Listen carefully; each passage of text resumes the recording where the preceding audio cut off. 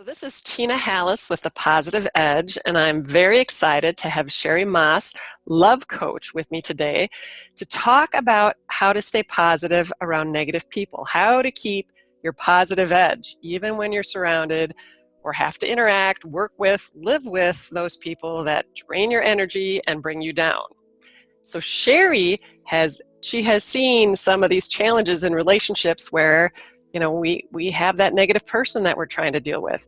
So Sherry, would love to get your perspective on, maybe just to start off with, if you're in relationship with someone who's a bully, who's a bragger, who's a whiner, a pessimist, do you have some insights on some things people can do to just help protect themselves or build their immunity when they have to potentially live with this person?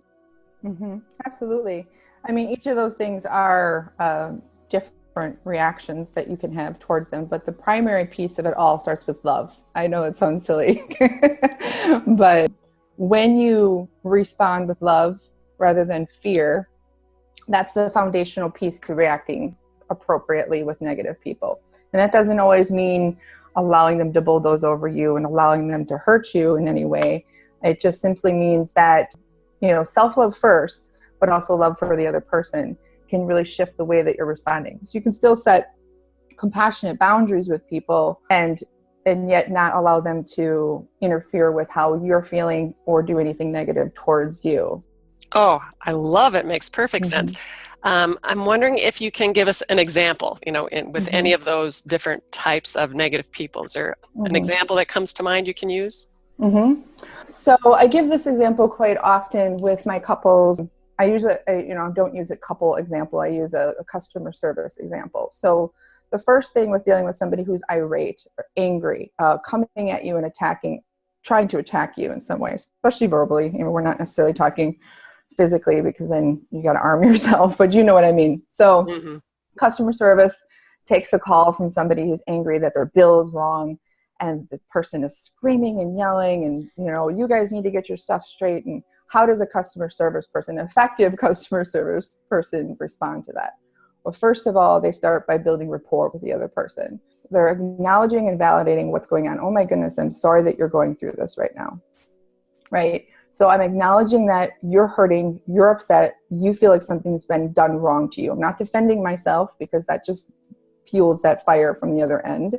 I'm building that place where it's like, I'm on your side. We are going to do this together. And when you even that playing ground with somebody, it causes them to relax a little. Because when they're in defense mode, you can't influence them. They're not open to influence at that point. So when you build the rapport and you're like, I'm on your side, we're allies, let's see what we can do together here to solve this problem, which a lot of customer service will say, well, let me see what I can do to help you out. Let me see what I can do to figure out what's going on with this. Immediately the person will start to like, okay, all right, we're going to get the problem solved. When they were able to chill out and kind of be in a more receptive mode to hearing what the problem is, and then the customer service representative will usually then be able to say, okay, well, how about if we do this? Now, if the customer service representative would have came out right away and said something like, no, you're wrong, our bills are always right, we'll never have any problems with this sort of thing, that's going to create more heat on the other end. It's going to cause the other person to have to blow up more, and say, okay, I got to get bigger and stronger now to attack more. Exactly. And so I'm thinking, because I recently had an interaction. I was the customer who was a little irate, and I was so impressed that the customer service person never lost their cool. I was amazed and was wondering, like, how do they do that? So do you have any suggestions or strategies when you are, whether it's a couple relationship or you're the customer service person, how can you prevent yourself from getting defensive or wanting to attack back? Oh, great question. The first thing is to, you have to have self-confidence, right? And feel self-assured and not take it personally. That's the second thing. So you understand that this person isn't coming at you to hurt you and to dominate you. They're coming from a place of fear.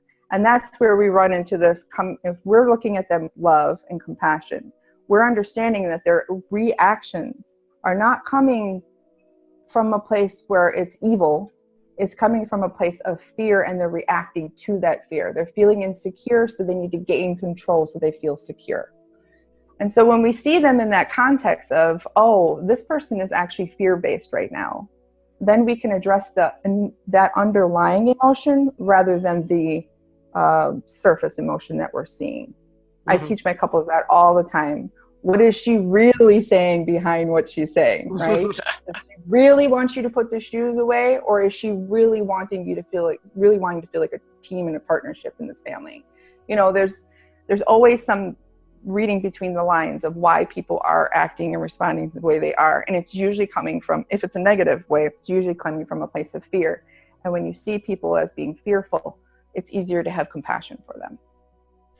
I love that. And so I wonder, are there ways people can practice this, ways they can, remind themselves that, hey, you know what, I need to come from a place of love. I need to realize this person is not trying to personally attack me or taking it out on me.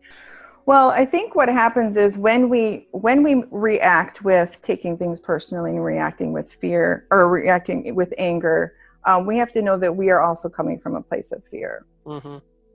So when we're responding that way, then we know that we're also fearful. So we have to work on eliminating our own fears on a regular basis, because when we start to reduce fear, we automatically increase love.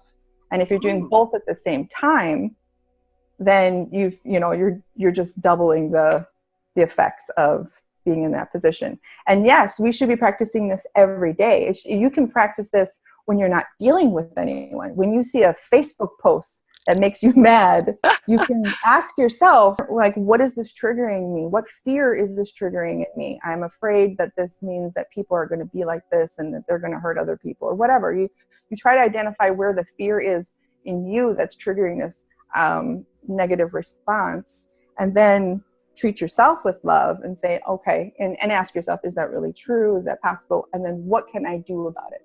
Is there really anything I can do about it right now?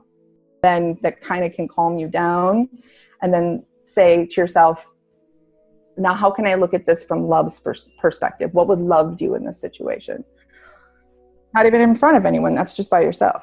Right. Yeah. And I love this, because I love to talk about, again, ways to practice. And I talk about social media posts. Go find one of those posts that, you disagrees with your beliefs or that you don't like, and notice how you're reacting to that. So I love that you mentioned that, because I think, social media is a good place to get triggered or to be influenced by other people's, at least perceived negativity from our aspect. And I love how you said that if we can build up more love on our end, it becomes easier to override our own fear. So this almost sounds more like an offline, away from other people practice, something we can do for ourselves. Can you talk more about how can we basically build up our own love so it's more accessible and helps us overcome that fear more quickly?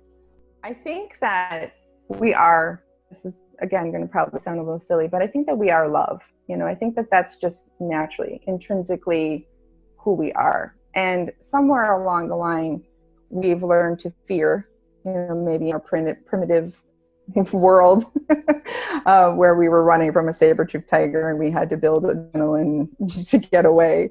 And then somewhere along the line after that, I feel like fear kind of like has really run rampant like a virus. And we let it rule us in our subconscious on a regular basis. So the first step to that is recognizing. It's awareness.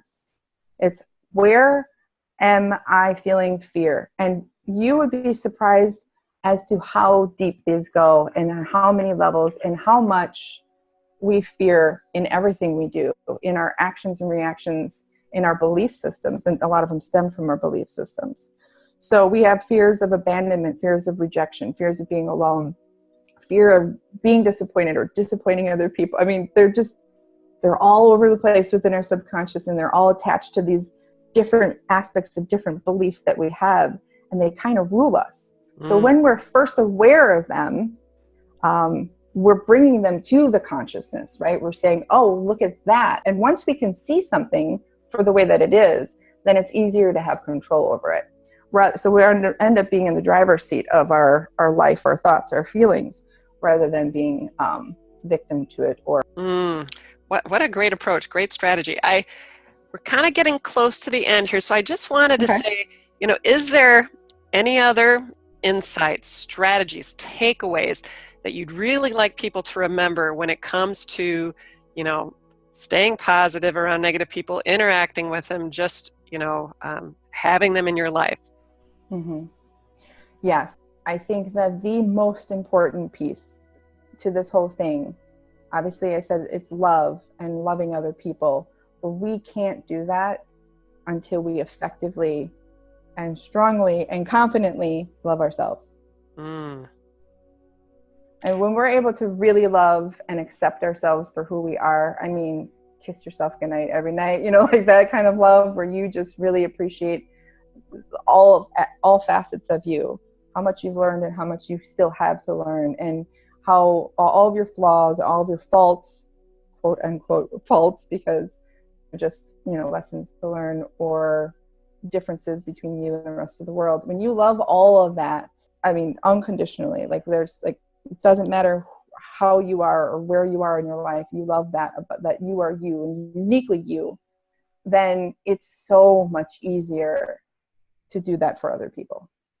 That is such an awesome takeaway, and such a great goal isn't the right word, but what a great journey to be on, right? Because I'm sure it's a journey, right? It's not like we suddenly learn one thing or we do something different and suddenly we love ourselves. I'm Right. sure there has to be some times when it's easier, times when it's harder, but to keep working and striving towards that. And as we get better at that, like you say, then to have that self-love, to be able to see and have more compassion and tolerance for those people around us. Absolutely. Yeah. And it is a journey. We're always growing. We never get it done, Yep. Well, this has been fantastic. If people wanted to learn more about you or get in contact with you, what's the best way to do that? SherryMaas.com. So can you spell that for everybody? Sure. SherryMass.com. I always have to remember that. AASS. Right, but not double R in my name. They want to double everything for some reason sometimes. All right. Well, thanks so much. I really appreciate it.